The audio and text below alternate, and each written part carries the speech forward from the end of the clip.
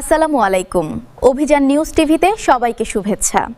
শুরুতেই জানিয়ে দিচ্ছি সংবাদ শিরোনামগুলো। বান্দরবানের লামা উপজেলার সর ইউনিয়নে গভীর রাতে বাড়িতে হামলা, ভাঙচুর, গালিগালাজ ও অগ্নিসংযোগের হুমকির অভিযোগ উঠেছে আবুল হোসেন ওরফে আবুলুর বিরুদ্ধে। এ ঘটনায় পুইটাঝিরি পাড়ার বাসিন্দা আব্দুল কালাম 14 আগস্ট 2026 তারিখে কেয়াচুপাড়া পুলিশ ফাঁড়িতে লিখিত অভিযোগ দিয়েছেন। অভিযোগে বলা হয়, রাত আনুমানিক 1টার দিকে আবুল হোসেন তার বাড়িতে গিয়ে বিদ্যুতের বাল্ব ও ঘরবাড়িতে আঘাত করে ভাঙচুর করেন এবং অকথ্য ভাষায় গালিগালাজ করেন। এ সময় বাড়ি ছেড়ে চলে যাওয়ার জন্য হুমকি দেওয়ার পাশাপাশি বাড়িতে আগুন দিয়ে পরিবারের সদস্যদের পুড়িয়ে হত্যার হুমকি দেওয়া হয়েছে বলেও অভিযোগ করেন আব্দুল কালাম।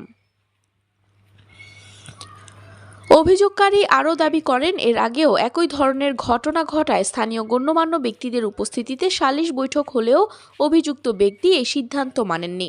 এছাড়া 14 আগস্ট রাত 3টার দিকে একটি পাড়া কেন্দ্র স্কুলে আগুন দেওয়ার ঘটনাতেও অভিযুক্ত ব্যক্তির সম্পৃক্ততার অভিযোগ করা হয়েছে। এ ঘটনায় পরিবারের জানমালের নিরাপত্তা নিয়ে শঙ্কা প্রকাশ করে আব্দুল কালাম সুষ্ঠু তদন্তের মাধ্যমে প্রয়োজনীয় আইনগত ব্যবস্থা নেয়ার দাবি জানিয়েছেন। অভিযোগের বিষয়ে পুলিশ তদন্ত করে আইনানুগ ব্যবস্থা নেবে বলে আশা করছেন স্থানীয়রা।